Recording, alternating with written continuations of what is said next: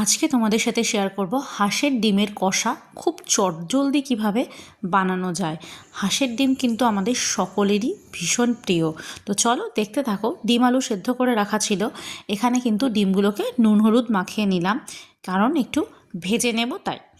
এখানে তোমাদেরকে দেখাচ্ছি কি কি মশলা দিয়েছি। পেঁয়াজ বাটা, আদা বাটা, রসুন বাটার পেস্ট কিন্তু রেডি। এবার কড়াইতে সর্ষের তেল দিয়ে তেল যখন গরম হয়ে যাবে তখন কিন্তু আমি ডিমগুলোকে ভাজতে ছেড়ে দিলাম। হালকা ভাজা হয়ে গেলে ডিমগুলোকে তুলে রেখে দেবো। আর আলু যেহেতু সেদ্ধ করাই আছে সেই জন্য কিন্তু কষানোর সময় ডিম আলু একসাথে কষিয়ে নেব। তো চল দেখতে থাকো। এবারে কিন্তু কড়াইতে সর্ষের তেল দিয়ে, মানে যে তেলটা ছিল আর কি, ওই তেলের মধ্যেই জিরে তেজপাতা ফোড়ন দিয়ে আদা রসুন বাটার পেস্টটাকে কিন্তু আমি দিয়ে দিলাম। পেঁয়াজ বাটাও রয়েছে সাথে। এরপরে একে একে গুঁড়ো মশলা অ্যাড করব। ধনে গুঁড়ো, জিরে গুঁড়ো, শুকনো লঙ্কার গুঁড়ো, কাশ্মীরি লঙ্কার গুঁড়ো, এই সমস্ত দিয়ে ভালো করে কিন্তু কষিয়ে নেব। হলুদ গুঁড়ো আর সামান্য চিনি আর পরিমাণ মতো নুন, এইগুলো দিয়ে কিন্তু ভালো করে কষিয়ে নিতে হবে। আর একটাও জিনিস দেবো, তো সেটা দেখো।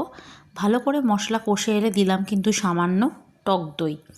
টক দইটা কিন্তু এবার ভালো করে দিয়ে ভালো করে নাড়াচাড়া করে নেব।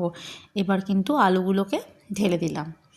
আলুগুলো দিয়ে ভালো করে কষে নিয়ে এবার জল দিয়ে দেবো। আমি যেহেতু মানে কষা রান্না করেছি সেই জন্য কিন্তু খুব বেশি জল দেব না। তো একদম সামান্য জল দিয়ে, জলটা দিয়ে একটু ফুটে গেলে কিন্তু আমি ডিমগুলোকে ছেড়ে দিলাম। এইবার কিন্তু ডিম আলুগুলো ভালো করে একটু মিশে এলে আমি গরম মশলা দিয়ে কিন্তু নামিয়ে নেব। তো এই ছিল আজকে একদম চটজলদি রান্নাটা বানিয়ে ফেলা যায় হাঁসের ডিমের কষা। এরকমই ইন্টারেস্টিং ভিডিও পেতে আমার চ্যানেলটিকে সাবস্ক্রাইব করো।